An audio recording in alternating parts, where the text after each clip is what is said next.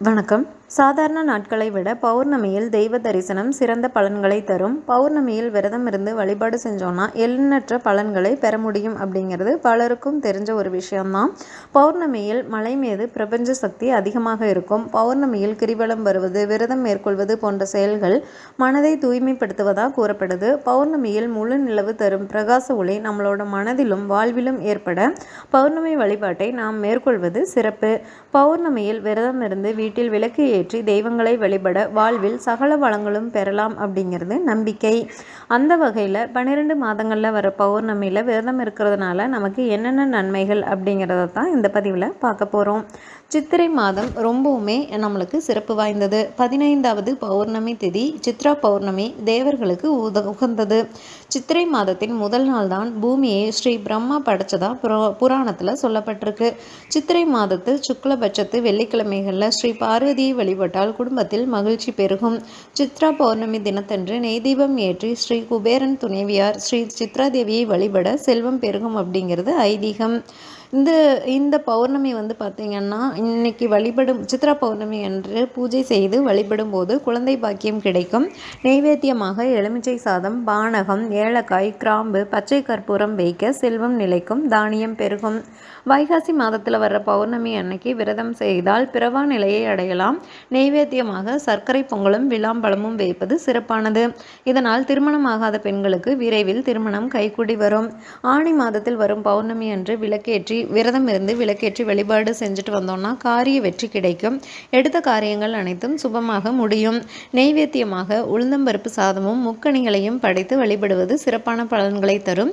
இந்த நாளில் சாவித்திரி பூஜை செய்வது மாங்கல்ய பலம் அதிகரிக்க உதவி செய்யும். குழந்தை இல்லாத தம்பதியருக்கு விரைவில் குழந்தை உண்டாகும் அப்படிங்கிறது நம்பிக்கை.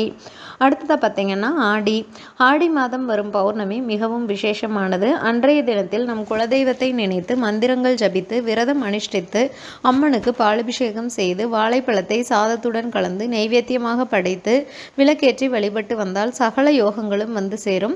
ஆடி மாத பௌர்ணமியிலும் ஸ்ரீ சாவித்திரி விரதம் மேற்கொள்வது சிறப்பான பலன்களை தரும்.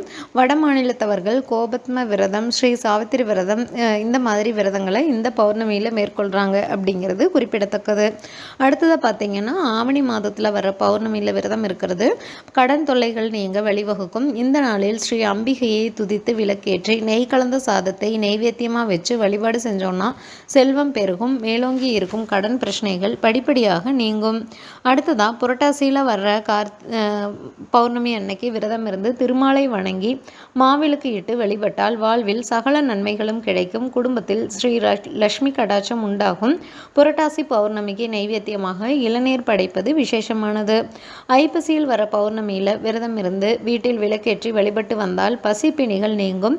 வெண்பொங்கலும் நெய் பொங்கல் படைத்து அம்பிகைக்கு நெய் விளக்கேற்றி வழிபாடு செய்தால் வாழ்வில் எல்லா நன்மைகளும் உண்டாகும்.